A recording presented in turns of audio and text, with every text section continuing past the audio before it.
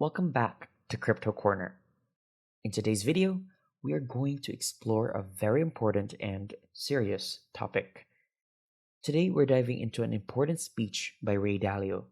He points out that there are three extreme events happening simultaneously that haven't occurred since the period between 1930 and 1945, and it's crucial to understand these events well. So, make sure you stay tuned until the end of this video. Now, without further ado, let's jump right in. The first extreme event is related to money and credit. When interest rates reach zero, the government needs buying power but cannot tax it. So, they produce a lot of debt, and the central bank prints money to buy that debt. This happened previously, starting in 2008, where interest rates were already at zero. We're now approaching the end of a debt cycle, and this is a big deal. Who will get what, and where will the money come from? The government will determine this and print money, leading to a devaluation of money. This is significant, and how money flows are crucial to understand. The second extreme event is the wealth and political gaps that have caused conflicts throughout history. The main things that people always fight over are money and power, particularly political power. When there is a large wealth gap and an economic downturn, along with a significant political gap, this creates a dire situation. Ray Dalio goes on to explain that there is a classical political gap between left, right, capitalist, and socialist ideologies. The main issue here is how to distribute the wealth and deal with the political debt that comes with it. This gap is causing a lot of conflict, especially when there is a significant amount of debt added to the equation. Adding debt during a fight has been true throughout history and reflected in the political gap. This conflict is coming at a time when we don't have much money, and we're putting it out with made up money. COVID was an excellent example of this. Many people and companies had a significant drop in their income that would be ruinous. If checks didn't go out, there would have been a revolution. So, the government made more debt, and the Federal Reserve printed more money, and the checks went out, which diminished the value of money and changed things. The third extreme event that Ray Dalio points out is the rise of a great power to challenge an existing great power. In history, there have been world orders where there is a dominant power, and then the winners of the world carve up the world. The losers carve up what's left. In 1945, there was a significant shift in power dynamics, but now China is rising to challenge the United States, and this is a big deal. So, these three extreme events are happening simultaneously, and it's important to understand their significance. The money and credit issue, the wealth and political gaps causing conflict, and the rise of a new power to challenge the existing power. As a refresher, Dalio started off by saying that there are three major things happening right now that he's never seen in his lifetime. First, there was a widening wealth gap that's causing a lot of conflict between different groups of people. Second, there's a lot of political debt that's adding to the tension. And third, there's a rising power in China that's challenging the United States in a way that we haven't seen since the Soviet Union. Let's break those down a bit. The wealth gap is a big one. Dalio pointed out that throughout history, when the wealth gap gets too wide, it tends to cause political and social unrest. And right now, the gap between the super rich and everyone else is wider than it's been in a long time. This is leading to a lot of conflict between different groups with different political ideologies. And that brings us to the political debt. Basically, when governments spend a lot of money that they don't actually have, it creates a lot of problems down the line. This is something that's been happening for a long time, and it's only getting worse. For example, during the COVID pandemic, the government had to send out a lot of checks to keep people afloat.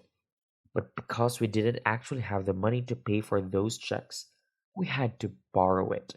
And that just adds to the overall problem of political debt. Finally, we have the rising power of China.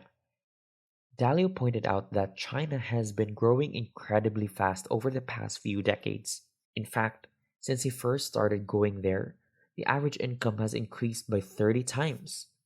That's an insane amount of growth.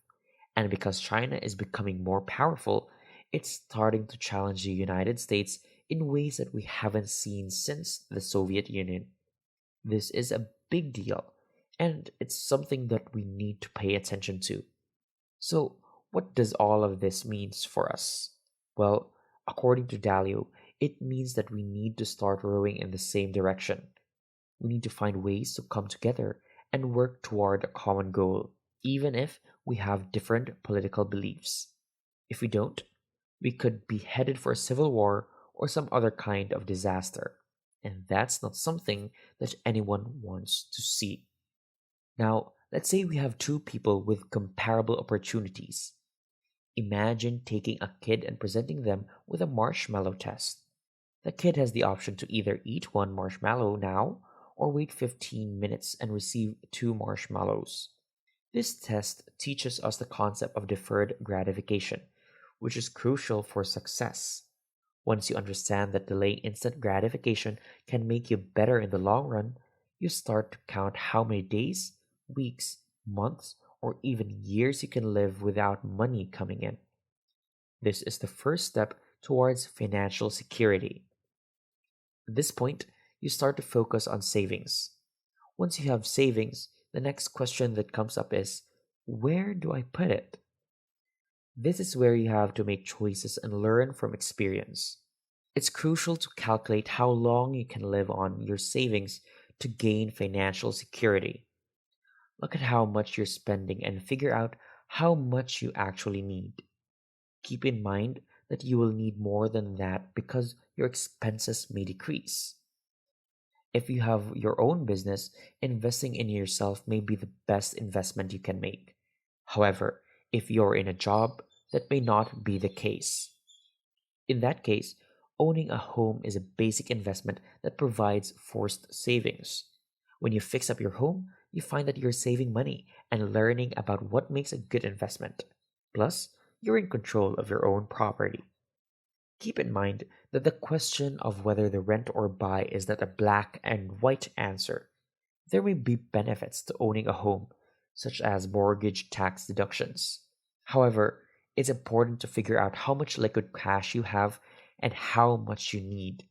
This way, you can determine how much money you can afford to put into your home. As you start to get these things right, you'll find yourself in a good financial shape. You'll also have some experiences under your belt, which will give you the confidence to explore further. Start by learning about stocks and bonds. Learn from your experiences and experiments. Ray Dalio started investing when he was just 12 years old by using his caddying money to invest in the stock market. He learned the hard way that not every investment pays off, but he gained valuable experience from his mistakes.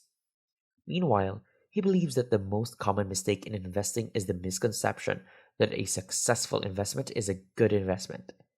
It's important to note that people are naturally attracted to expensive things, and markets that have performed exceptionally well in the past tend to become more expensive. This results in everyone with smart money comparing and competing for them, which makes it difficult to determine whether an investment is genuinely a good choice. So, what is the solution? Dalio recommends diversification. He explains that the investment world is a competitive game, and it's not an easy to determine which investment is the best option. Even if you were to take experts and conduct all sorts of tests, it's difficult to determine whether the worst investment will perform better than the best. Therefore, it's essential to diversify your investments to mitigate risks. But what does diversification mean, and how can you achieve it? It means investing in different assets, such as stocks, bonds, and real estate, instead of putting all your eggs in one basket. This way, If one asset class performs poorly, your losses will be offset by the gains from another asset class. To further illustrate, let's take a look at stocks.